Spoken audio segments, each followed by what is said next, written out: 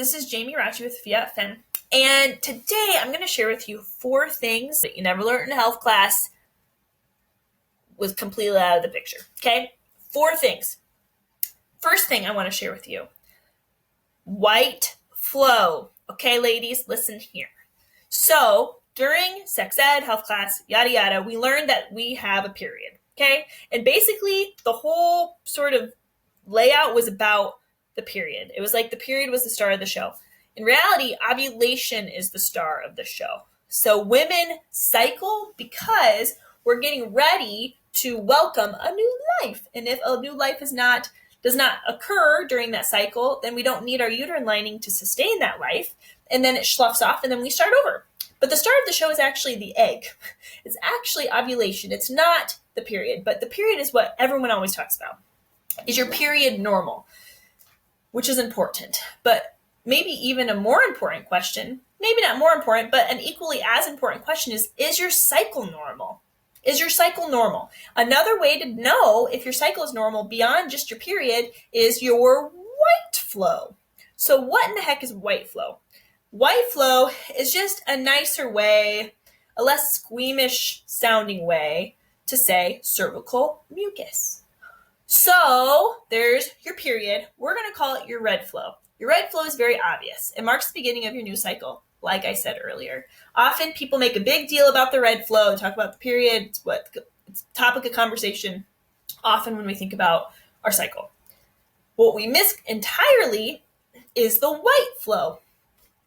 Do you know what I mean when I say white flow?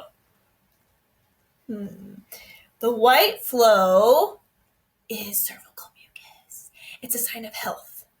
It's not an infection, probably. So the thing that you're seeing about mid-cycle every month is your white flow is your cervical mucus.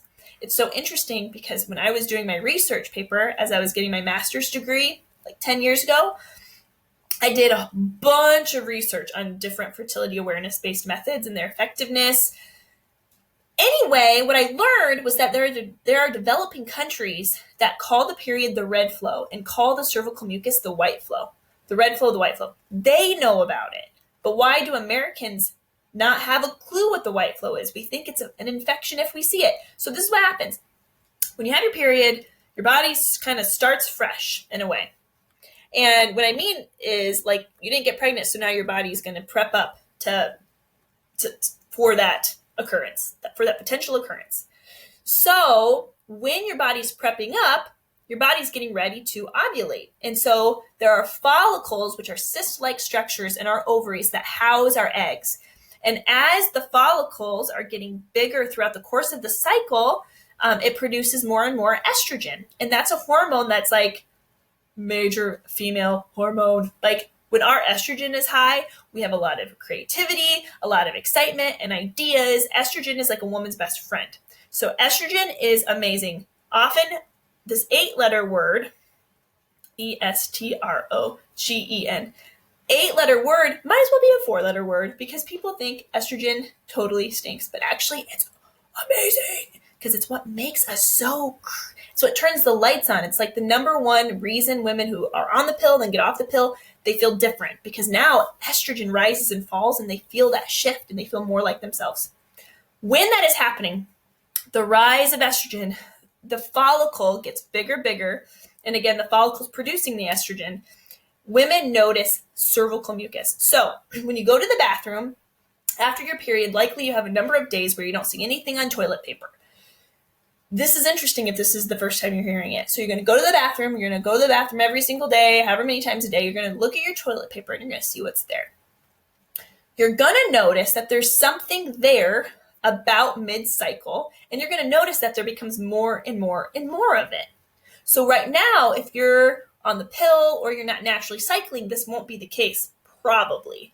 But the thing about that is that there's such a beautiful, like, really empowering reality that comes to us when we are naturally cycling because we're able to notice, like, if our body's in a state of health. And white flow is a state of health. So white flow is produced by the cervical crypts in our cervix, and it responds to the estrogen that's being produced by the follicle in the ovaries, and it's so awesome. So our white flow, sign of health, it marks fertility, and it lets us know about how much estrogen is roaring rampant throughout our whole body. So the more estrogen we have, the more cervical mucus we'll notice, or the more white flow we'll notice. That means we are likely very healthy. It's a sign of health. And so after we ovulate, the white flow greatly decreases, because after we ovulate, estrogen goes down and then progesterone goes up. Progesterone is produced by the corpus luteum. The corpus luteum was the follicle, but it's like a caterpillar situation where the caterpillar was a caterpillar, then it turned into a butterfly. Similar idea. The follicle was like the caterpillar, the corpus luteum is like the butterfly. So now the corpus luteum is producing progesterone, and that progesterone creates like an infertility in the woman, and it's sustaining the uterine lining so that if that woman did get pregnant, that implantation can occur. But that white flow is what makes women so extremely fertile, and it tells us information about the estrogen in her body. One little bonus fact about the white flow is that cervical mucus and seminal fluid are wonderful companions. So cervical mucus is alkaline. Seminal fluid is alkaline. Sperm can live in mucus 3 to 5 days and survive. 3 to 5 days, they survive. If a couple has intercourse and there's no cervical mucus, then the sperm will die within hours, if not minutes, because our vagina is naturally acidic. The seminal fluid and the cervical mucus have to kind of be compatible in order for the whole shebang to happen. So the cervical mucus helps us to be fertile, not only in that, it's a sign of high estrogen and that we'll ovulate soon, but it actually allows the sperm to survive. So if we're trying to achieve pregnancy, it's really, really important to understand that that cervical mucus, or that white flow, is actually really, really important. Okay, so the white flow, the cervical mucus, is a sign of health. Have we ever learned about that? Probably not. So that's number one, the one thing in health class that we maybe had never heard about. The second thing in health class that we never heard about, or sex ed, is the fact that when women are pregnant with their babies, we actually carry the cells of our babies in our body forever. So the babies that I was pregnant with, I had 1 miscarriage and then 3 living children. I have cells of them in my body. It's called microchimerism. They found out, like in 2008, when they were doing a brain scan of a woman, or they're actually doing surgery on this woman's brain who had a brain struggle issue. Something was happening. They found that there were male cells in the woman's brain. And upon further investigation, they found that they were cells that were her sons. And so it was great because the cells were acting as stem cells to help the mother with her brain injury. That's how our baby cells affect our body and make our body healthy. They literally act as stem cells to our body. Is that so cool? So this is pretty new research. Microchimerism, look it up. But when we think about how women have this like deep connection with their children, often it's because of like the very fact that not only did we hold the child in our womb for those 9 months, but we actually continued to hold that child's parts of the child within our body until the day we die. So that is information we never learned in health class.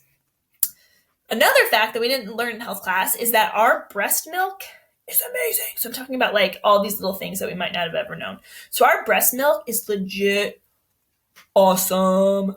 So what I want to share, there's a lot I can share on breast milk, but what I really want to share is that when we have our babies and we're nursing our babies, our baby, like if our baby is sick, not feeling well, the breast milk that I produce for my own child is going to tend toward that child's sickness.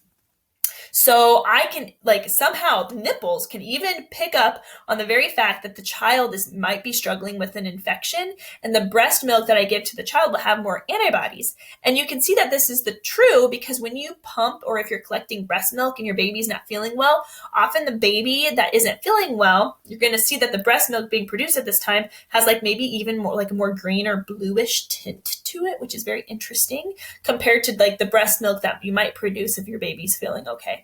So one of several things that are amazing about breast milk and amazing about our body and the intuitive nature of our body in regards to us nurturing our children without even a willful thought, like it just is natural to us.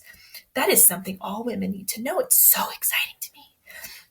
And then the very last thing that we never learned in health class is what I love to talk a lot about in regards to how our skills and strengths shift as our hormones shift. We're more intuitive during our period.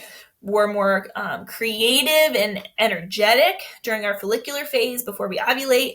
As we're ovulating around that time, we're very attractive.